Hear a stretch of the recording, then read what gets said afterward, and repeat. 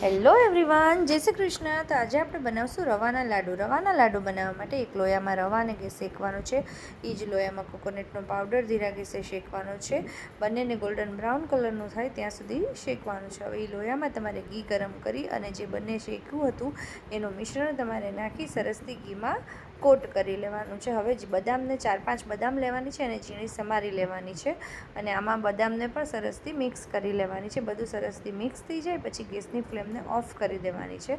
હવે એમાં નાખવાનું છે અમૂલનું મીઠાઈ મેટ. અમૂલનું મીઠાઈ મેટને ગેસ બંધ કરીને નાખવાનું છે, નહીંતર એ કેરેમલાઇઝ થઈ જાય માટે. હવે મીઠાઈ મેટ નખાઈ જાય પછી એકદમ સરસથી એને બધું જ ખૂબ જ સરસથી મિક્સ કરવાનું છે અને નાની નાની ગોળ ગોળ બોલ્સ જેવી લાડુડી વાળવાની છે. આ ખૂબ જ ઇન્સ્ટન્ટ સ્વીટ છે.